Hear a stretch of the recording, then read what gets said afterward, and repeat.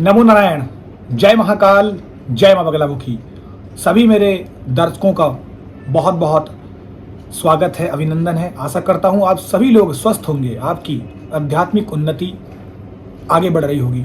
आप सभी लोग पूजा अर्चना साधना करते हैं, पर उसमें जरा सी भी एक त्रुटि, एक गलती आपकी पूरी पूजा साधना को व्यर्थ कर सकती है। आज का मेरा टॉपिक पुराणों के जो नियम है उनके आधार पे है। मैं बात करूंगा आज पे स्कंद पुराण की, मैं बात करूंगा शिव महापुराण की, मैं बात करूंगा वायु पुराण के तर्क के अनुसार जो बातें इन पुराणों में लिखी गई है उनके हिसाब से ही। ऐसी बहुत सारी गलतियां हैं जो आपको नहीं करनी चाहिए, अन्यथा कितने भी आप मंत्रों का जाप कर लें, कितनी भी आप कोशिश कर लें, आपकी पूरी पूजा अर्चना साधना व्यर्थ हो जाती है। मैं यहां पर आपको बहुत सारे तरीके बता रहा हूं, बाकी जिन लोगों को बिना करे भी फायदा हो जाता है, ये सब नियम को नहीं अपनाते हैं, फायदा हो जाता है, वो कुछ उनके अच्छे कर्म होते हैं, लेकिन इसका मतलब ये नहीं है कि आपको नियम मानना ही नहीं चाहिए।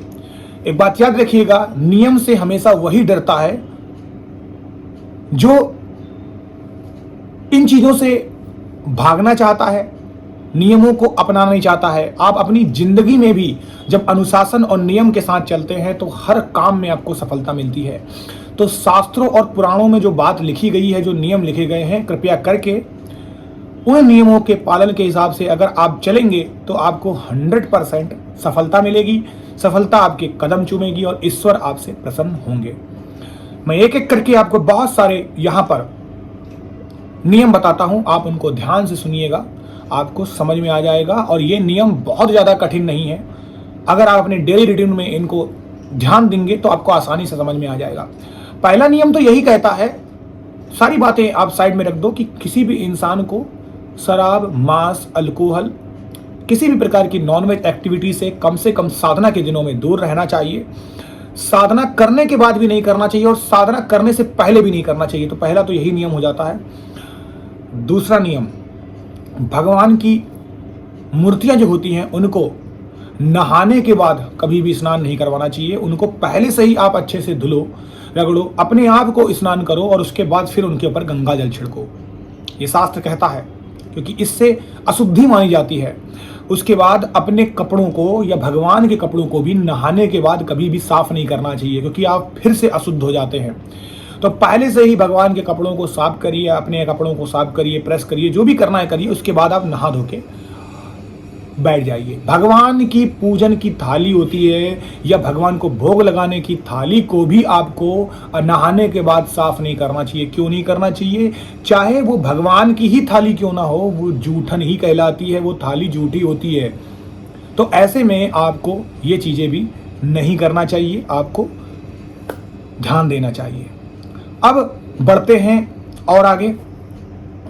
हमेशा ये याद रखिए कि आपके घर में भगवान की मूर्ति 1, 3, 5, 7, 9 या 11 इंच, इससे बड़ी नहीं होनी चाहिए। अगर इससे बड़ी मूर्ति आप अपने घर में रखते हैं तो हमेशा बैठी हुई मूर्ति रखिए। कभी भी भगवान की खड़ी हुई या क्रुद्ध, जो गुस्से में होती है, उग्र रूप में होती है, उनकी नहीं रखनी चाहिए।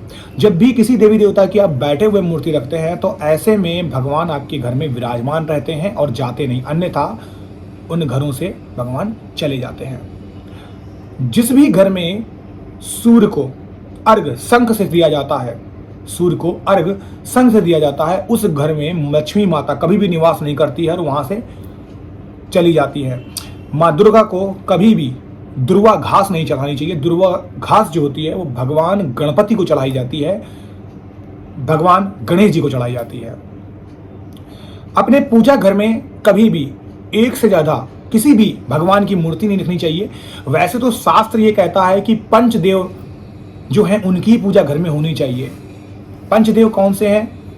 भगवान भोलेनाथ, भगवान विष्णु जी, माँ दुर्गा, गणेश जी, सूर्य भगवान, इनकी पूजा अर्चना करनी चाहिए। और इनकी अगर आप नहीं भी करते हैं तो पंचदेवों को आप नमन कर सकते हैं, उनका नाम ले सकते हैं, इतना भी काफी है। अगर आप अपने घर में बहुत सारे देवी देवताओं की, मैं तो कहता हूं 33 कोटि देवी देवताओं की फोटो भी रखना चाहते हैं तो भी आप फ्री हैं, लेकिन एक से ज्यादा किसी भी देवता की नहीं होनी चाहिए। सबकी अलग अलग रूपों में रख लें, कोई प्रॉब्लम नहीं है। दूसरी बात, जब भी आप आरती करते हैं तो आरती करने के बाद 3 बार परिक्रमा वहीं पर करनी चाहिए। भगवान की आरती जब आप करते हैं तो उनके श्री चरणों की 4 बार करें। इसमें 7x7 का फार्मूला चलता है। क्या है वो फार्मूला? 7 बार आरती होनी चाहिए। तो कैसे? 4 बार उनकी पैरों की करें, 2 बार उनकी नाभि की करें, 6 बार हो गया, और 1 बार उनके सर की करें, ये 7 बार हो गया। अगला 7 का जो क्रम है वो पूरा ऊपर से नीचे तक आप 7 बार घुमा सकते हैं। तो 7x7 का फार्मूला होता है। उसके बाद आपके घर में जो विष्णु भगवान होते हैं उनकी आप 4 बार परिक्रमा कर सकते हैं। गणेश भगवान की आप 3 बार कर सकते हैं। सूर्य भगवान की 7 बार कर सकते हैं। माता दुर्गा की 1 बार कर सकते हैं। और शिव भगवान की आधी परिक्रमा करने पर भी आपको पूर्ण फल मिल जाता है। तुलसी के पत्तों को कभी भी बिना नहाए नहीं तोड़ना चाहिए। जिस भी घर में बिना नहाए तुलसी चढ़ाई जाती है, ऐसे घर से मां लक्ष्मी रुष्ट होकर चली जाती है। कभी भी पूजा अर्चना साधना करने के बाद आपको सोना नहीं चाहिए। बहुत से लोग ऐसे हैं, मुझे कमेंट भी करते हैं और करते भी हैं कि ब्रह्म मुहूर्त में उठे और सो गए। अगर आप ब्रह्म मुहूर्त में नहीं उठते हैं तो शास्त्र ये भी कहता है कि पूजा अर्चना साधना आपकी 6 बजे से लेकर 8 बजे के बीच में हो जानी चाहिए। तो 6 से 8 तक कर लीजिए। जब भी आप पूजा अर्चना साधना करें तो आपका फेस हमेशा उत्तर और पूर्व दिशा की ओर होना चाहिए। भगवान के तरफ आपकी कभी भी पीठ नहीं होनी चाहिए। भगवान का आसन, जो मेन आसन होता है जहां पर भगवान विराजमान होते हैं, वो सब जगह से थोड़ा सा ऊंचा होना चाहिए। आप भी जब भी बैठें तो आपका आसन हमेशा ऊनी होना चाहिए, जिससे आपकी जो एनर्जी है नीचे ना जाए। अपने सामने हमेशा एक दिया रखिए, अपने सामने एक पानी से भरा हुआ लोटा रखिए। कभी भी एक दिए से दूसरा दिया नहीं जलाना चाहिए, ये शास्त्रों में वर्जित है। आप दिए चाहे 2 रखो, और वैसे तो दिए 2 ही रखना चाहिए, 2 रखिएगा। और हर घर में 2 प्रकार के दिए जलने चाहिए, एक घी का और एक तेल का। आप अपने घर के मंदिर में हमेशा दिया जरूर जलाएं। शाम होने के बाद घर में दिया जरूर जलाएं। जिस भी घर में हमेशा अंधेरा होता है शाम ढलने के बाद, उस घर में लोग हमेशा दरिद्रता की जिंदगी जीते हैं। और जो भी इंसान एक दिए से दूसरे दिए को जलाता है वो इंसान हमेशा रोगी रहता है। कभी भी पूजा अर्चना साधना करने के बाद अपवित्र जगहों पे नहीं जाना चाहिए। किसी के लिए गलत शब्द नहीं बोलना चाहिए, बहुत सोच समझ के बोलना चाहिए, क्योंकि ऐसा इंसान शुद्ध हो जाता है, उसके गले में मां सरस्वती विराजमान रहती है। तो ऐसे इंसान को किसी के प्रति भी द्वेष का भाव नहीं रखना चाहिए। जो भी बोले सही बोले, शुद्ध बोले। ऐसे इंसान को किसी का बुरा नहीं सोचना चाहिए। जब भी आप भगवान की आरती करते हैं तो उसमें एक नियम ये भी आता है दक्षिणा रखने का।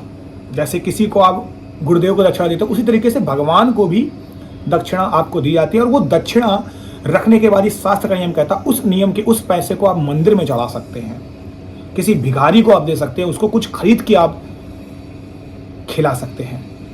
हमेशा अपने साफ सुथरे कपड़े पहनकर ही रहें और हमेशा ये कोशिश करें कि अपने ऊपर, भगवान के ऊपर, उस जगह के ऊपर गंगा जल का जरूर छिड़काव करें।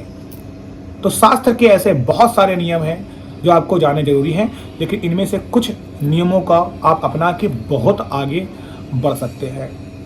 आप सभी लोग इनमें से कुछ नियम अपनाएं और जो आपको लगता है कि मैं अपना सकता हूं वो जरूर अपनाएं।